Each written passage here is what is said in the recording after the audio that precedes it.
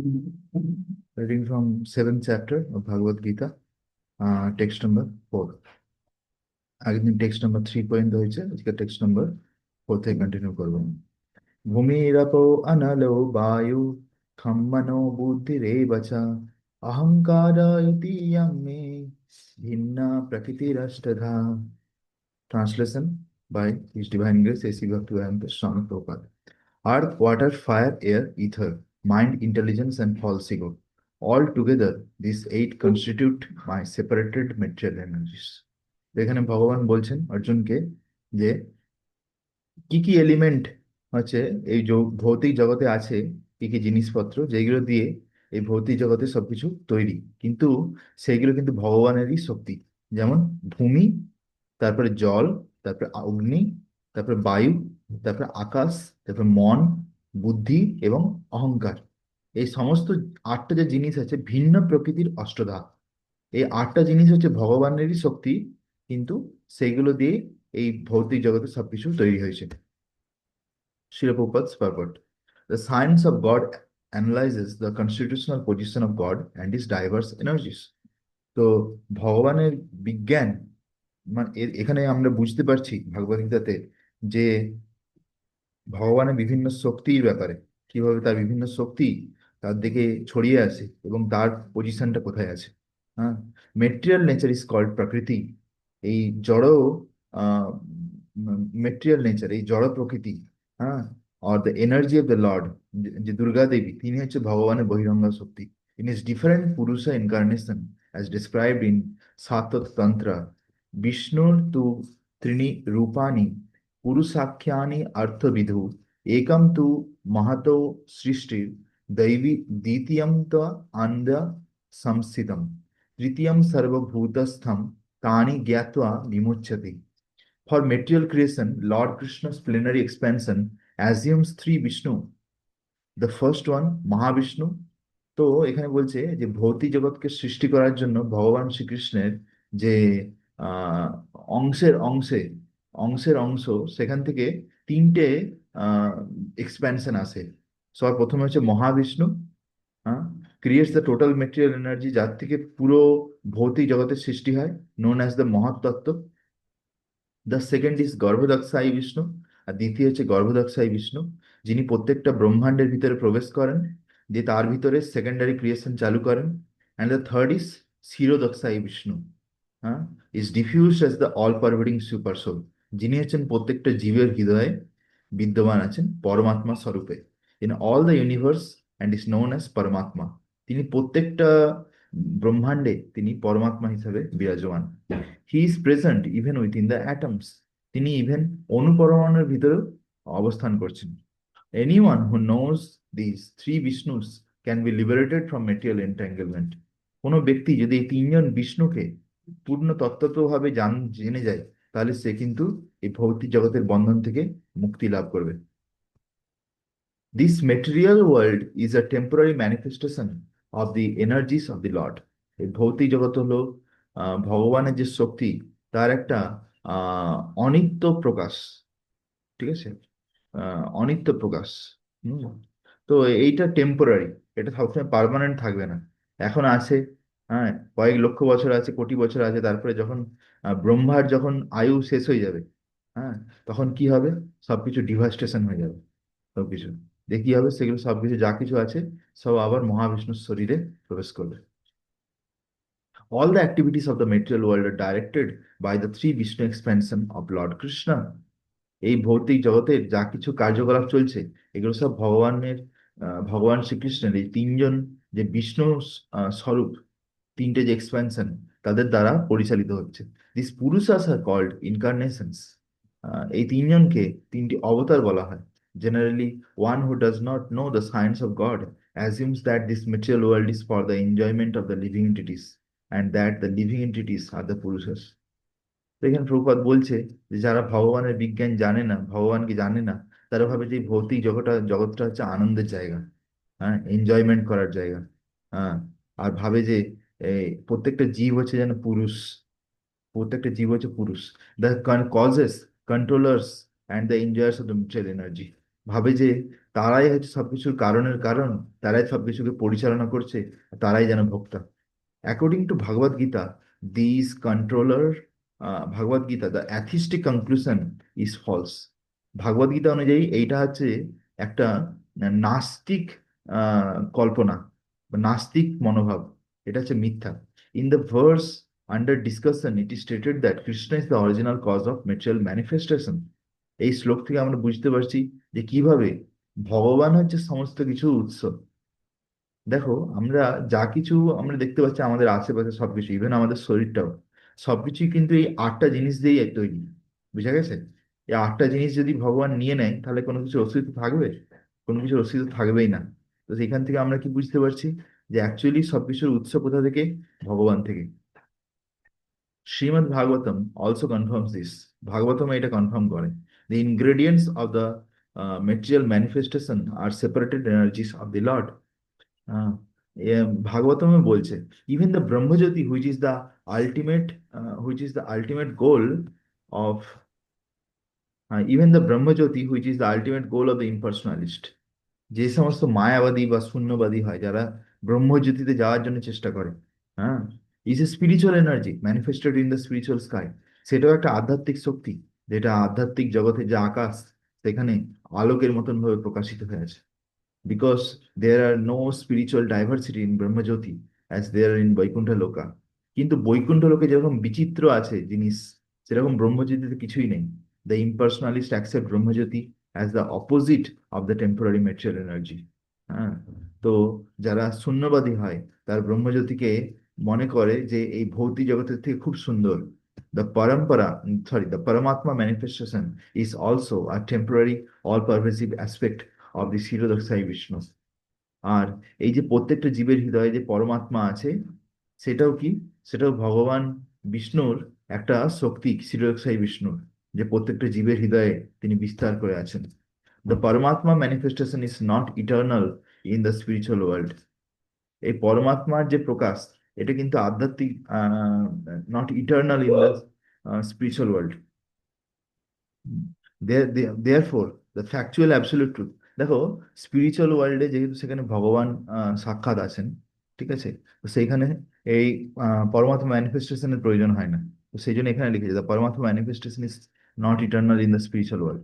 Therefore the factual absolute truth is the supreme personality of Godhead Krishna.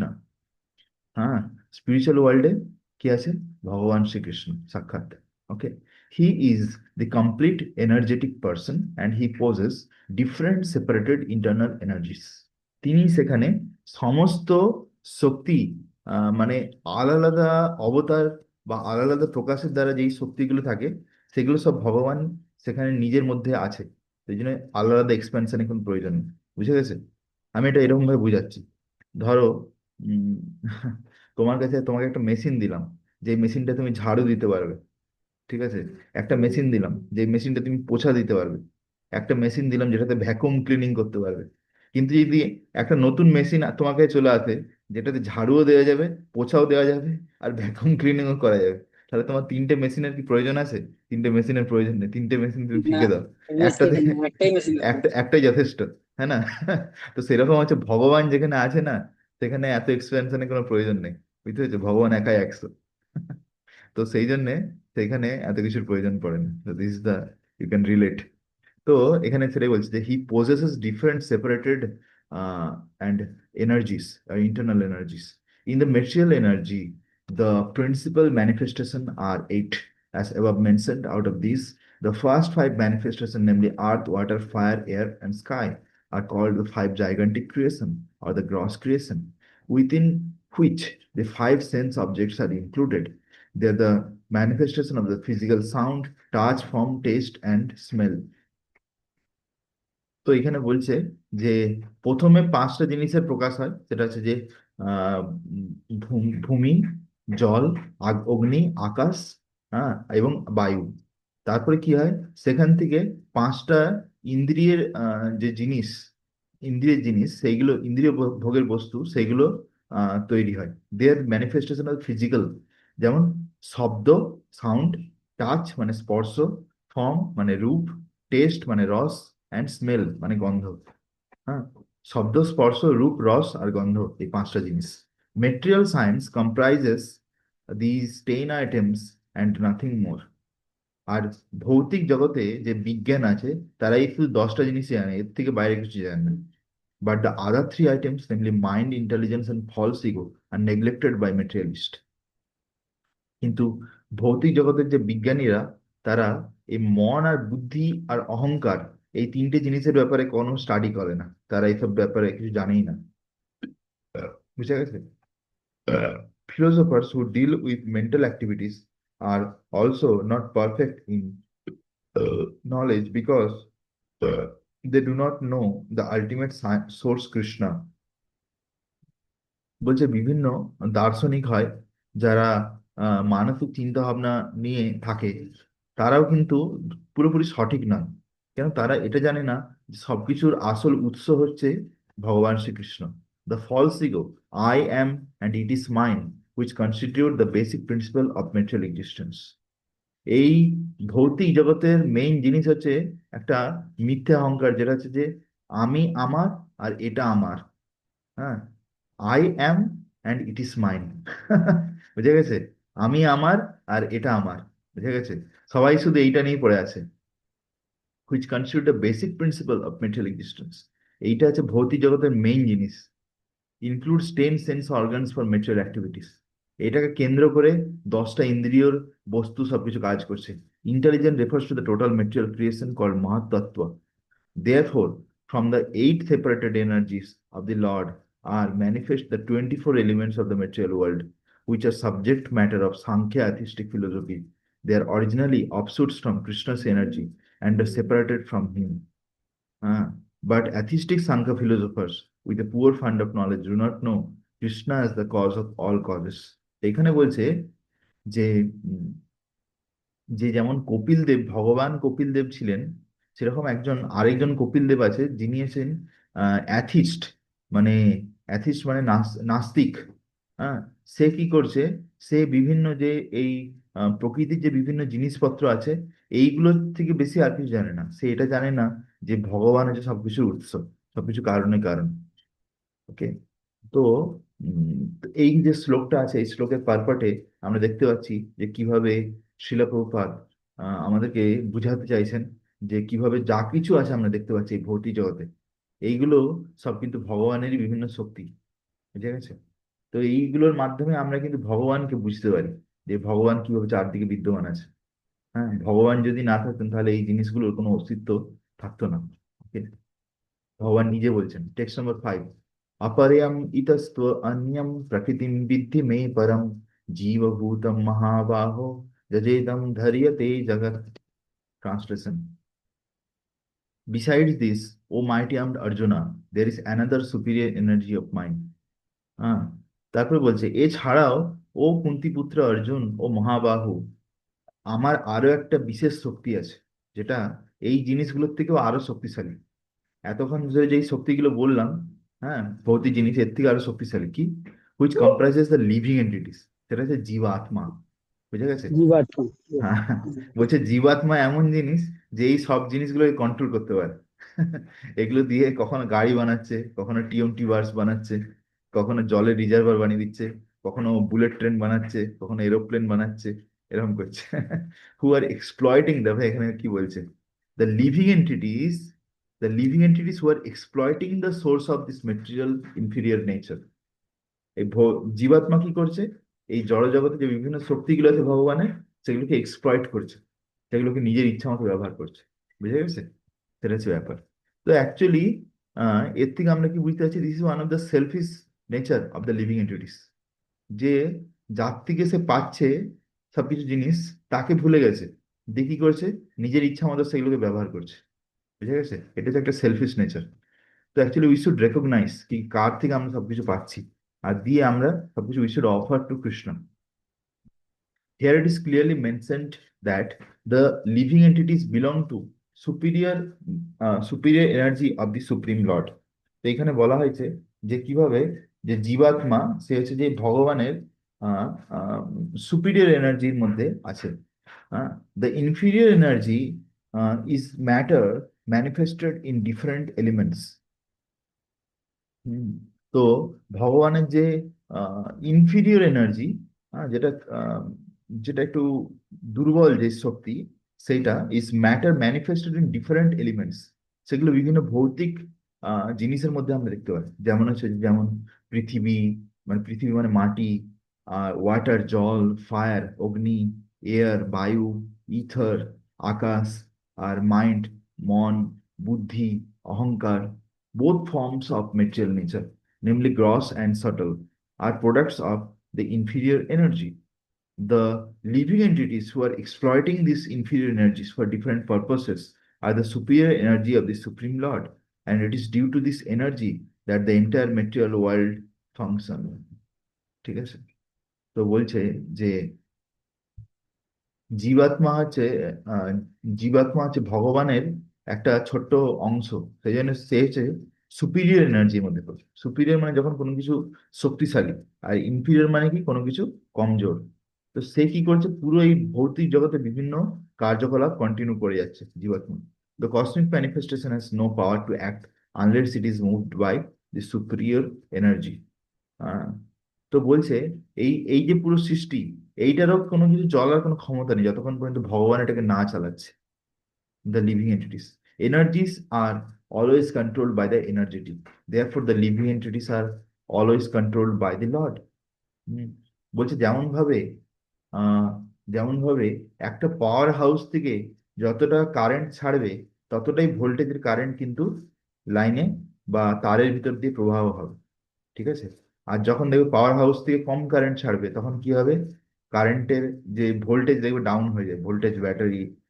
এখনকার দিনে তো কম দেখা যায়, অ্যাটলিস্ট আমরা যখন ছোট ছিলাম গ্রামের দিকে তখন প্রচুর দেখতে পেতাম। তখন তো, অনেক অনেক অনেক হ্যাঁ না? দেখছি। তো সেরকম এখানে বলছে যে energies are always control by the energetic. সেরকম ভাবে আমরা যা কিছু শক্তি দেখতে পাচ্ছি, তার পিছনে কেউ না কেউ আছে যে এগুলোকে কন্ট্রোল করছে। Therefore the living entities are always controlled by the Lord. সেরকম ভাবে প্রত্যেকটা জীবাত্মাকে ভগবান সবসময় কন্ট্রোল করছে। They have no independent existence. তার কোনো স্বাধীনতা নেই। They are never equally powerful. তারা কখনো ভগবানের মতন শক্তিশালী নয়। As unintelligent men think, the distinct between the living entities and the Lord is described. ভগবান আর সাধারণ জীবাত্মার মধ্যে কি পার্থক্য, সেটা এই শ্লোকে বলছে।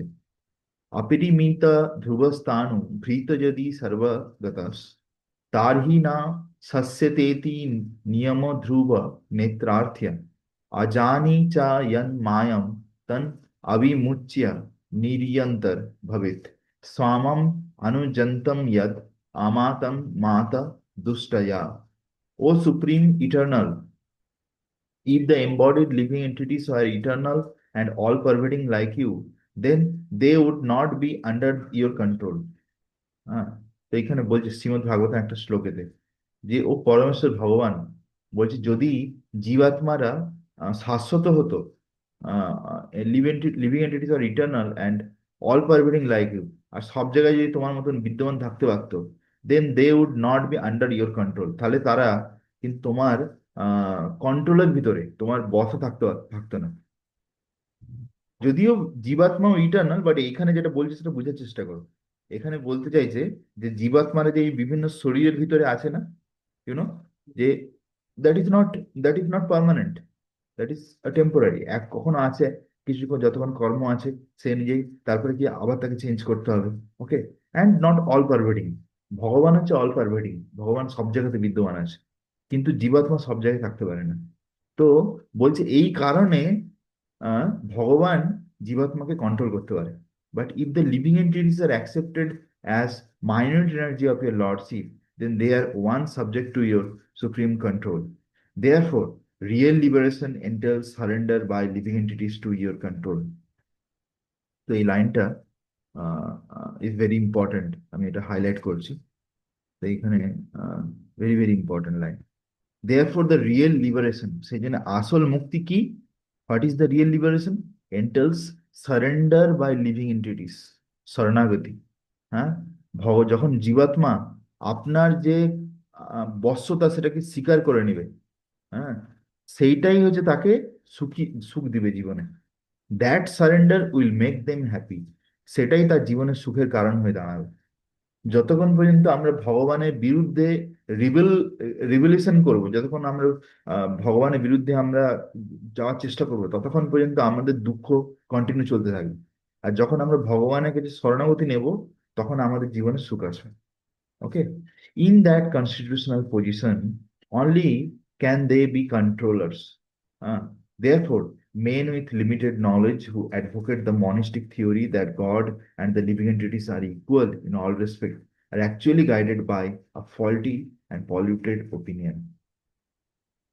তো সেই জন্য এখানে বলছে যে কম বুদ্ধিমান মানুষেরা যারা ভাবে যে ভগবান আর মানুষ বা জীবাত্মার একই স্তরে আছে, আহ, তাদের বুদ্ধি হচ্ছে মায়া অপহৃত জ্ঞান।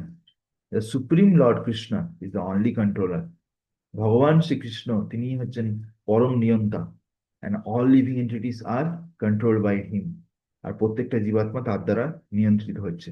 These living entities are his superior energy because the quality of their existence is one, and same with the supreme. But দেখো, কোয়ালিটি হিসাবে ভগবানের সঙ্গে জীবাত্মার কোনো তফাৎ নেই, but they are never equal to the Lord in quantity of power. কিন্তু পরিমাণগতভাবে ভগবানের সঙ্গে তার কোনো তুলনা হবে না, বা শক্তিগতভাবে ভগবানের সঙ্গে তুলনা হবে না। While exploiting the gross and subtle inferior energy, the superior energy forgets his real spiritual mind and intelligence. বলতে এই জড়জগতে এসে একটা আত্মা এই শরীর আর বিভিন্ন যে ভৌতিক জগতের জিনিসপত্র, এগুলোকে নিয়ে খেলা করতে করতে সে কি করে, পুরোপুরি ভুলে যায় যে তার আসল যে আধ্যাত্মিক জীবনের কি উদ্দেশ্য। হম। যে কিভাবে তার মন আর বুদ্ধি স্পিরিচুয়ালাইজ হয়ে যেতে পারে, সেটা পুরোপুরি ভুলে যায়। This fullness is due to the influence of matter upon the living entity. তাহলে এইখান থেকে আমরা কি বুঝতে পারছি এই লাইনটা থেকে? The forgetfulness is due to the influence of matter upon the living entity. তো আমাদেরকে ভগবান ভগবানকে ভুলে যাওয়ার কারণ কি? আমরা ভগবানকে কেন ভুলে গেছি? আমরা এই জগতের জিনিসপত্র নিয়ে এত ব্যস্ত হয়ে গেছি। বুঝতে পেরেছো? This is the answer. যে টাকা পয়সা, জমি জায়গা, সুখ স্বাচ্ছন্দ্য, হ্যাঁ, আর নাম যশ, এইসব জিনিস নিয়ে আরো বিভিন্ন যে টেকনোলজি, হ্যাঁ, চাকরি বাকরি, এসব নিয়ে এমন ভাবে ডুবে আছি, যত বেশি করে আমরা এইসব জিনিসে পড়ে আছি, তত বেশি আমরা ভগবানকে ভুলবো। সেটাকে but when the living entity becomes free from the influence of the illusory material energy, কিন্তু যখন একটা জীবাত্মা, হ্যাঁ, এই মায়ার শক্তি থেকে বেরিয়ে আসে, he attends the stage called mukti or liberation, তখন সে মুক্তি বা লিবারেশনের স্তরে আসে। The false ego under the influence of material illusion thinks I am matter and material acquisition are mind. তো মিথ্যা অহংকারে বসে জীবাত্মা ভাবে আমি হচ্ছে এই শরীর, আর এই আমার শরীরের পাশে যা কিছু আছে এগুলো সব আমার। His actual position is realized when he is liberated from all material ideas.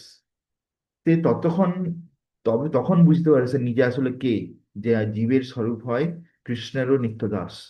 যতক্ষণ পর্যন্ত না সেই ভৌতিক জগতের জিনিসপত্র থেকে, মেটেরিয়াল আইডিয়া থেকে, ভৌতিক জগতের বিভিন্ন আইডিয়া থেকে সে বেরিয়ে না আসে, including the conception of his becoming one in all respect with god. Therefore, one may conclude that the Gita confirms the living entity to be only one of the multi energies of the Krishna. সেই জন্য গীতা এখানে confirm করছে যে জীবাত্মা হচ্ছে ভগবানের একটা আহ, অনেকগুলো শক্তির মধ্যে একটা শক্তি। And when this energy is freed from material contamination, যখন এই শক্তি এই ভৌতিক জগতের যে কলমশ সেখান থেকে বেরিয়ে যায়, তখন কি হয়? It become fully Krishna conscious or liberated. তখন সে পূর্ণ কৃষ্ণ ভাবনামৃত চলে আসে, আর পুরো মুক্ত পুরুষ হয়ে যায়, মুক্ত।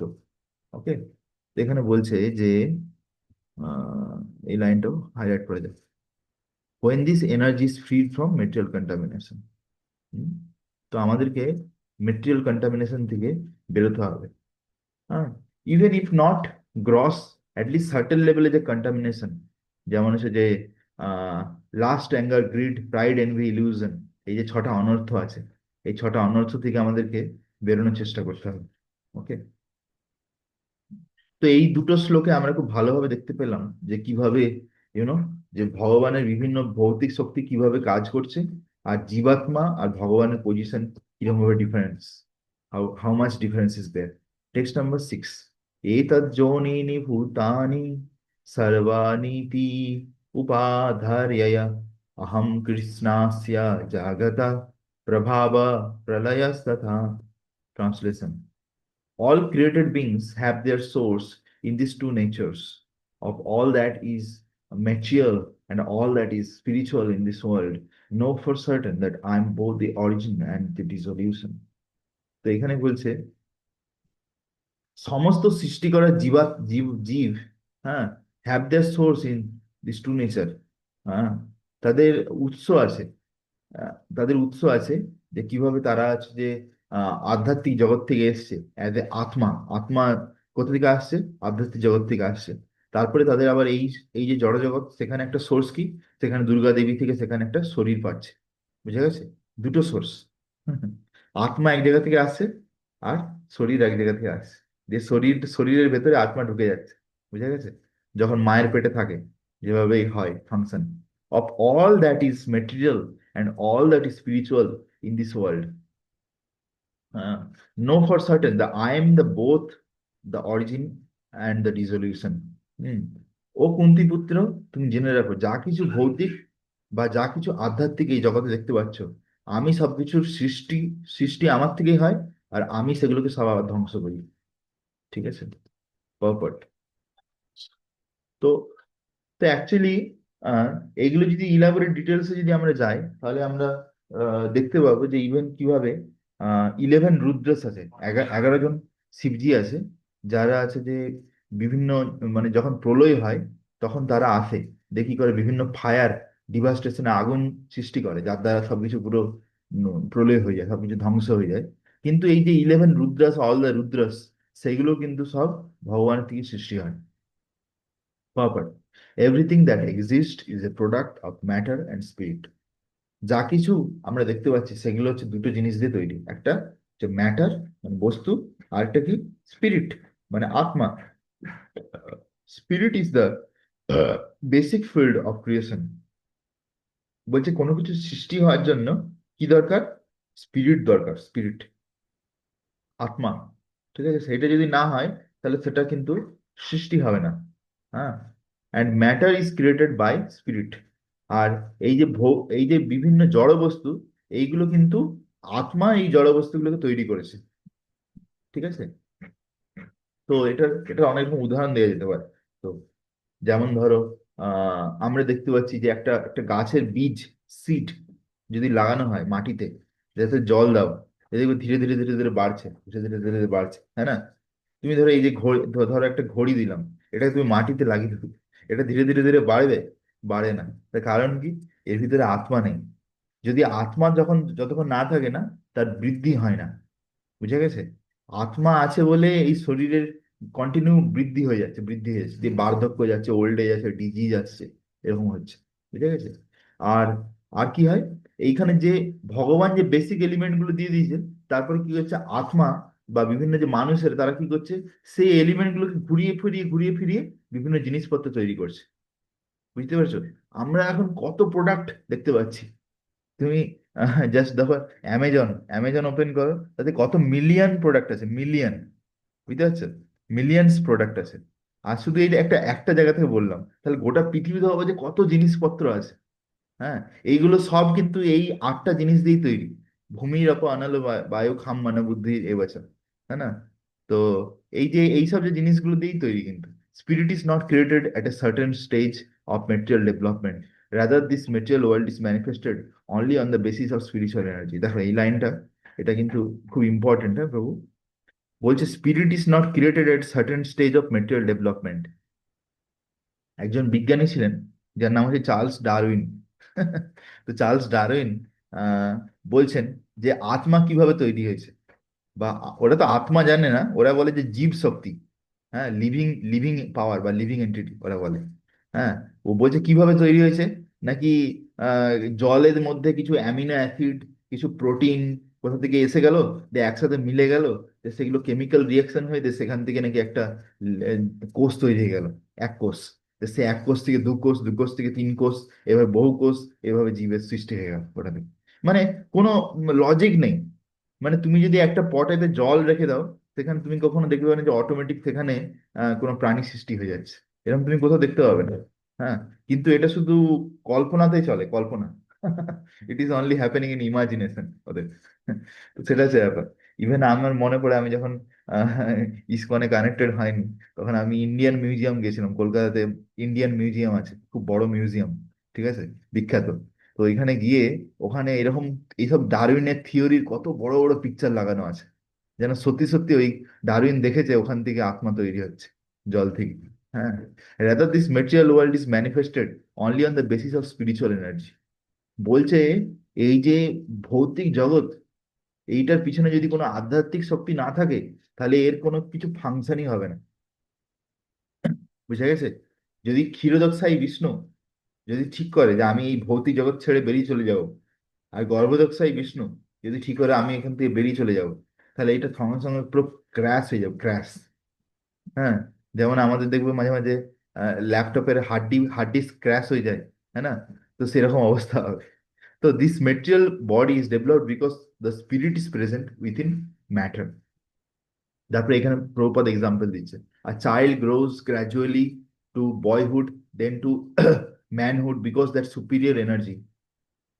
বলছে যেভাবে আমরা দেখতে পাই যে আমাদের শরীরটা কিভাবে ছোট ছিল আগে, একটা বালক ছিলাম, সেখান থেকে ছোট্ট শিশু ছিলাম, শিশু থেকে বালক হলাম, বালক থেকে এখন পূর্ণবয়স্ক মানুষ হলাম। তো কারণ হচ্ছে কি, এই শরীরের ভিতরে আত্মা আমরা আছি, সেই জন্য। যদি আত্মা যদি না থাকে তাহলে কি হবে? এটা এটা যেমন আছে এরকমই রয়ে যাবে। ধরো একটা একটা ছেলে ধরো অফিস থেকে আসছে, তাকে একটা গাড়ি এসে ধাক্কা মেরে দিল, সে সহ্য করতে পারলো না, আত্মাটা কি হলো, শরীর থেকে বেরিয়ে চলে গেল। তারপরে কিন্তু তার শরীরটা ওই রকমই রয়ে যাবে। বুঝে গেছে? That is death, that is the time of death. যখন আত্মা ওই শরীর থেকে বেরিয়ে চলে আসে, তখন কি হয়, ওই ওই শরীরের আর কোনো ইয়ে নেই, ভ্যালু নেই। ওই শরীরকে কেউ কখনো ইয়ে করবে না। আর শরীর তখন গ্রোথও হবে না, দাড়ি গোঁফও জন্মাবে না, কিছুই হবে না। হ্যাঁ না, কিছু ঘন্টার মধ্যে সেটা পচতে শুরু হয়ে যায়। তো এই জিনিসগুলো বোঝা খুব জরুরি প্রভু। This is the very essential জিনিস, যে আমরা কিভাবে আত্মা, এটা আমরা বারবার ভুলে যাই। We tends to forget that we are actually soul. Similarly the entire cosmic manifestation of the gigantic universe is develop because of the presence of the super soul. ঠিক সেই রকম ভাবে পুরো যে এই ব্রহ্মাণ্ড, বিশাল বড় ব্রহ্মাণ্ড, আমরা যে ব্রহ্মাণ্ডে আছি, হ্যাঁ, এত বড় ব্রহ্মাণ্ড, এইটা যে পুরোপুরি সৃষ্টি হয়েছে, এটা যে পুরো মেনটেন হচ্ছে, তার কারণ হচ্ছে এর পিছনে কি আছে? ভগবান বিষ্ণু। বুঝতে পেরেছো? Super soul. যেমন এই শরীরের ভিতরে একটা আত্মা আছে, পরমাত্মা আছে, সেরকম এই ব্রহ্মাণ্ডের ভিতরেও ব্রহ্মাণ্ডের আত্মাকে, সেটা হচ্ছে যে ভগবান Vishnu. Therefore, spirit and matter which combine to manifest this gigantic universal form are originally two energies of the Lord. সেই জন্য জড় বস্তু আর আত্মা, এই দুটো হচ্ছে ভগবানের দুটো শক্তি।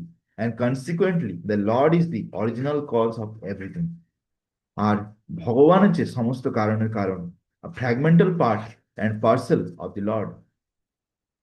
তিনি হচ্ছে তিনি হচ্ছেন, সরি, জীবাত্মা হচ্ছে ভগবানের একটা ছোট্ট অংশ, namely the living entity, maybe the cause of a big scraper, big factory. হতে পারে জীবাত্মা হয়তো বড় বড় বিল্ডিং বানাচ্ছে, বড় বড় ফ্যাক্টরি বানাচ্ছে, বড় বড় শহর বানাচ্ছে, but he can not be the cause of big universe. কিন্তু তিনি বড় ব্রহ্মাণ্ড কিন্তু সৃষ্টি করতে পারেন না। বুঝে গেছে? তো ব্রহ্মাণ্ড সৃষ্টি করতে কে পারে? একমাত্র ভগবান পারে। হ্যাঁ, বা ভগবানের সৃষ্টি করেন যে আহ, ব্রহ্মাজি, তিনি করতে পারেন। তো এখানে সেটাই বলছে, the cause of the big universe is the big soul or the super soul, and Krishna the supreme is the cause of both the big and the small souls. হ্যাঁ, আর কৃষ্ণ হচ্ছে সমস্ত আত্মার উৎস। Therefore he is the original cause of all causes.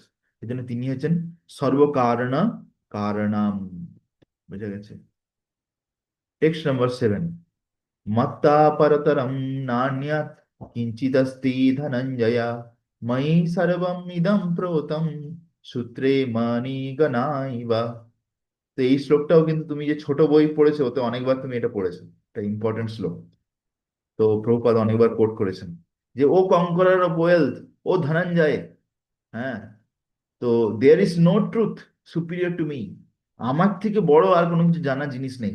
Everything rest upon me. যেমন ধরো এইটা হচ্ছে হাত, এই হাতের উপরে এই যে ঘড়িটা দিলাম, ফেলে দিলাম, এটা দেখো এখানে হাতের উপরে বিশ্রাম করছে, এটা পড়বে না নিচে। তো এরকম ভাবে সবকিছু, যা কিছু দেখতে পাচ্ছে যে ভগবানের উপরে বিশ্রাম করছে। বুঝে গেছে? Everything rest upon me as the pearls are strung on a thread. যেমন ভাবে ধরো একটা মতির মালা তৈরি করছি, মতির মালা, এমন ভাবে মতির মালাটা তৈরি করছি যে মতির ভিতরে যে সুতোটা আছে সেই সুতোটা দেখাই যাচ্ছে না, সুতোটা কোথায় আছে। বুঝে গেছে? কিন্তু সুতো আছে। সুতো যদি না থাকে তাহলে মতিগুলো এরকম সুন্দরভাবে এরকম ভাবে থাকতে পারে না। তো সেরকম ভাবে বলছে তুমি যা কিছু দেখছো সবকিছুর পিছনে কিন্তু আমি আছি, আমি সেগুলোকে ধরে আছি, তবে যে সেগুলো এত সুন্দরভাবে আসে। বুঝে গেছে? তো পারপট, there is a common controversy over the whether the supreme absolute truth is personal or impersonal.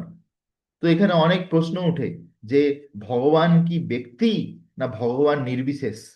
হ্যাঁ, as per the Bhagavad Gita is concern, the absolute truth is personality of godhead. Bhagavad Gita থেকে আমরা বুঝতে পারি যে ভগবান হচ্ছেন পরমেশ্বর Srikrishna, and this is confirmed in every step.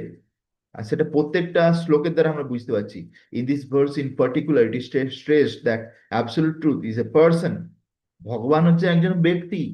That the personality of Godhead is the supreme absolute truth is also affirmation of the Brahma Samhita. Iswara Parama Krishna Satchidananda Vigraha Anadi Radhi Govinda Sarva Karana Karanam.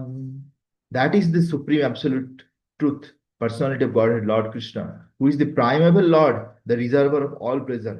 তিনি হচ্ছেন পরমেশ্বর ভগবান শ্রীকৃষ্ণ, যিনি হচ্ছেন অনাদির আদির গোবিন্দ, সর্ব আনন্দের উৎস, রিজার্ভার অফ অল প্লেজার। তার নাম হচ্ছে গোবিন্দ। হ্যাঁ, তার তার রূপটা কিরকম? আনন্দ চিন্ময় সদুজ্জ্বল বিগ্রহস্য। হ্যাঁ, আনন্দ চিন্ময়া। বুঝে গেছে? Eternal form of complete bliss. Hmm, তিনি দুঃখে থাকেন না। আমাদের যেমন কত টেনশন থাকে সবসময়। হ্যাঁ, সব কালকে কি খাবো, পরশুদিন কি টাকা কামাবো, কত টেনশন। ঠিক আছে? যদি ব্রহ্মচারী হয়ে গেলে হয়তো টেনশন থাকে না, ব্রহ্মচারী হলে অন্য অন্য টেনশন থাকে, যে কিভাবে ভালো করে সেবা করব, কিভাবে প্রচার করব, কিভাবে প্রভুপাদকে মিশনকে আগে নিয়ে যাবো। কিন্তু বাইরের লোকেদের অন্য টেনশন থাকে। তো এখানে বলছে যে the authorities leave no doubt that the absolute truth is the supreme person, the cause of all causes. তো আমরা বিভিন্ন শাস্ত্র থেকে, বিভিন্ন আচার্যদের থেকে বুঝতে পারছি যে ভগবান হচ্ছে একজন ব্যক্তি। The impersonalists, however, argue on the strength of Vedic version of Sheteswara Upanishad. Tato jad uttarataram tad arupam anamayam jai etad vidur amritaste bhavanti athetare dukkham eva piyanti. In the material world, Brahma, the primeval living entity within the universe, is understood to be supreme among the demigods. এই জড়জগতে ব্রহ্মাজিকে সব থেকে শ্রেষ্ঠ দেবতা মানা হয়। সমস্ত মানুষ বলো, পশু, সবার থেকে উপরে হচ্ছে Brahma. But beyond Brahma there is a transcendence. কিন্তু ব্রহ্মার উপরেও কেউ আছে, তার উপরেও কেউ বাপ আছে, who has no material form, যার শরীর কিন্তু কোনো ভৌতিক জিনিস দিয়ে তৈরি নয়। হ্যাঁ, and is free from material contamination. তাকে কোনো তিনি হচ্ছেন শুদ্ধম অপাপবিদ্ধম, তাকে কোনো ভৌতিক জগতের কলমশ তাকে ছুঁতেও পারে না। Anyone who can know him also becomes transcendental. আর এখানে সব থেকে ভালো ব্যাপার কি, যে ভগবানকে যত জানতে পারে সে তত কি হয়, সে নিজেও দিব্য হতে থাকে, তার মধ্যে দিব্য গুণ প্রকাশিত হতে থাকে। But those who do not know him suffer the misery of material world. যারা ভগবানকে জানে না তারা এই ভৌতিক জগতের কষ্ট ভোগ করতে থাকে। লোক প্রভু, ভগবানকে জানা আর ভক্তি করলে what is the advantage? It's not that the devotees are doesn't suffer, ভক্তদের জীবনে কষ্ট আসে না, এটা এটা নয়। বাট ভক্তদের মধ্যে একটা আন্ডারস্ট্যান্ডিং হয়ে যায়, তারা আগে থেকে জানে যে এটা হতে চলেছে, তারা আগে থেকে জানে যে তার জীবনে কষ্ট আসতে চলেছে, তার জীবনে ব্যাধি আসতে চলেছে, বার্ধক্য আসতে চলেছে। তো দে আর ওয়েল প্রিপেয়ার্ড। আর তারা যদি সবসময় ভগবানের ব্যাপারে চিন্তা করছে, সেবা করছে, হ্যাঁ, their consciousness is towards Krishna, not towards body.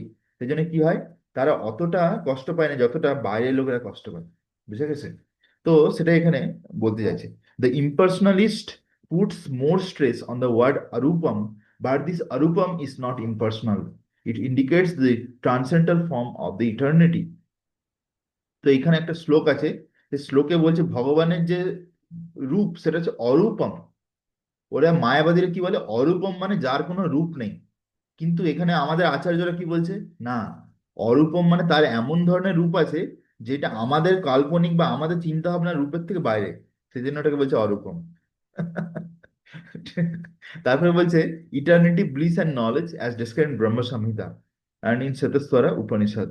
এখানে আরেকটা শ্লোক দিচ্ছে, বেদহম এতম পুরুষম মহান্তম আদিত্য বর্ণম তমসা পরস্তাৎ তম এব বৈদ্যবতী মৃত্যুমেতি নান্যা পন্থা বিদ্যতে জ্ঞানায় यस्मात् परम ना परम अस्ति किंचित जस्मान् नानीयो नो जाययोस्ति किंचित वृक्ष इव स्तब्धो दीवि तिष्ठति एकस तेनेदं पूर्णं पुरुषेण सर्वम्.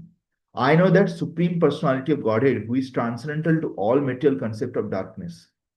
আমি সেই পরমেশ্বর ভগবানকে চিনি যিনি সমস্ত অন্ধকারের মধ্যে আলোর মতন ভাবে প্রকাশিত হন। হ্যাঁ, transcendental to all material conception of darkness. হ্যাঁ, কৃষ্ণ হলো সূর্য সম, মায়া হলো অন্ধকার। Only he knows him can transcend the bonds of birth and death. Sorry, এখানে কি বলছে, যেই ব্যক্তি তাকে জানে বা তাকে জানতে পারে, তাকে বুঝতে পারে, সে হচ্ছে এই জড় জগতের যে বিভিন্ন বন্ধন, যেমন জন্ম মৃত্যু জরা ব্যাধি, তার থেকে বন্ধন থেকে সে বেরোতে পারে। There is no way for liberation other than this knowledge of that supreme person. তাই জন্য ভগবানকে জানা ছাড়া আর কোনো উপায় নেই মুক্তির জন্য। ঠিক আছে, there is no truth superior to the supreme person.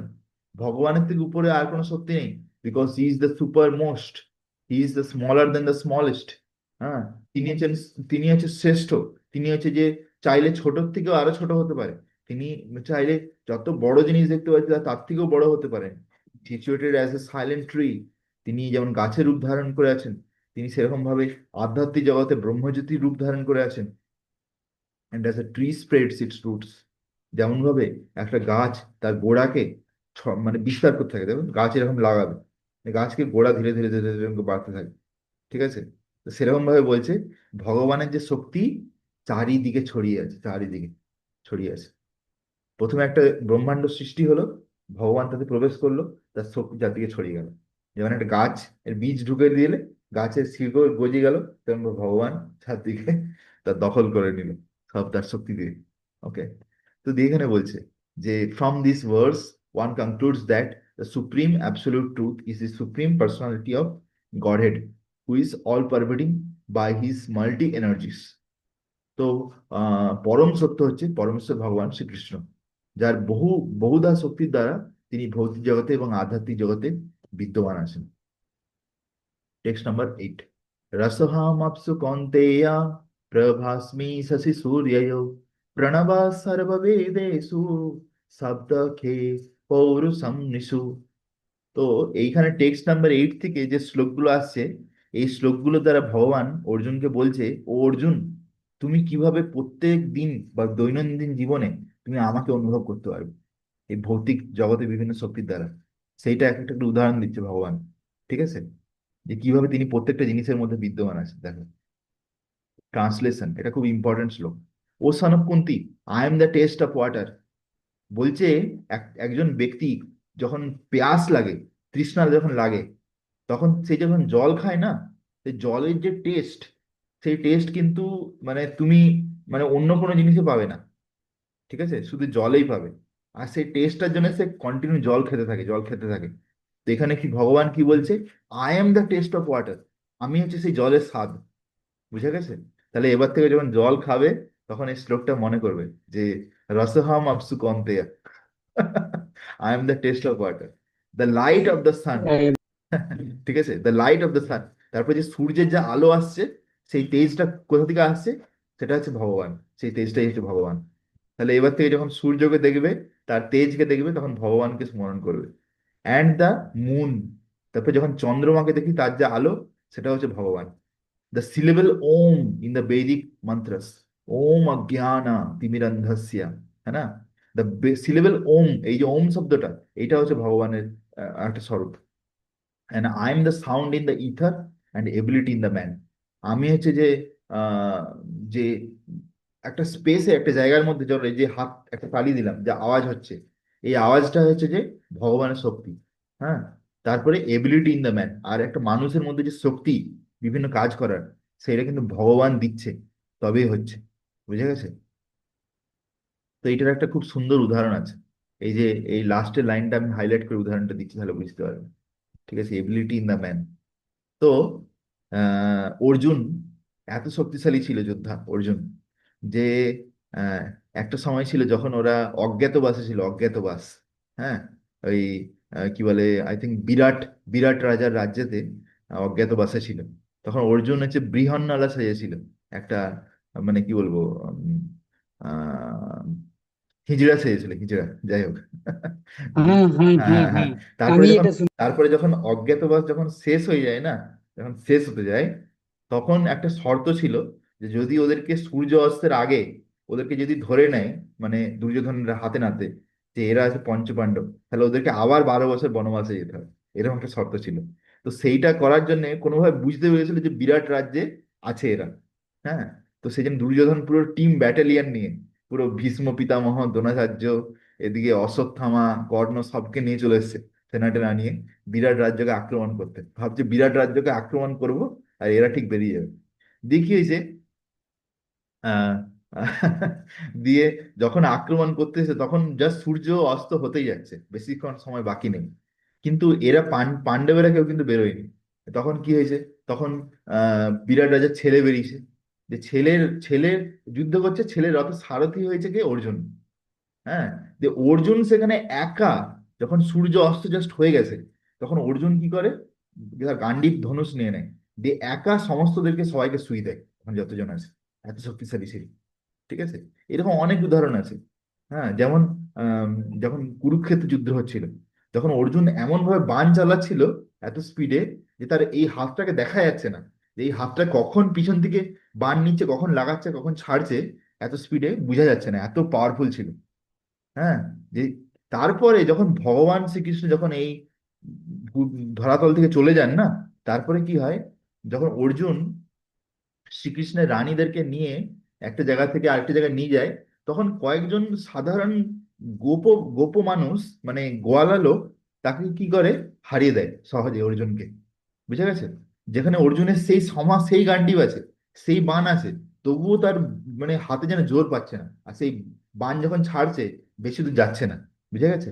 তো এর থেকে কি বোঝা যায়, ভগবান হচ্ছে অর্জুনকে শক্তি দিচ্ছে। শক্তি, পরম শক্তি, ঠিক আছে। একদম। ভগবান যতক্ষণ শক্তি দিচ্ছিল ততক্ষণ অর্জুনের সে ট্যালেন্ট ছিল। আর ভগবান যখন চলে গেছে, সে শক্তি নিয়ে নিচে, তখন অর্জুন আর কিছুই করতে পারছে না। বুঝে গেছে? তো সেই জন্য কখনো আমাদের না শক্তির উপর গর্ব করতে নেই। তবে আমরা যদি কোনো কিছু করতে পারছি, তাহলে জেনে রাখো যে এটা ভগবান আমাদের কিছু শক্তি দিয়েছে, তবে করতে পারছি। এটাকে যতক্ষণ ভগবানের কাজেতে লাগাবো, ততক্ষণ পর্যন্ত ঠিকঠাক আছে। আর যখন ভগবান দেখবে যে এটাকে ভগবানের কাজে লাগাচ্ছে না, ভুল কাজে লাগাচ্ছে, হতে পারে ভগবান আবার সেটাকে বাপস নিয়ে নিতে পারে। বুঝে গেছে? তো এটা খুব কিন্তু ইম্পর্ট্যান্ট লেসন। তো আমি আপাতত এই পর্যন্তই আমি রাখি। এরপরে আমরা আমরা কন্টিনিউ করবো। ওকে। ভগবদ গীতা অ্যাজ ইট ইজ কি যায়, শিলা প্রভুপাদ কি যায়, গৌর প্রেমানন্দী হরি।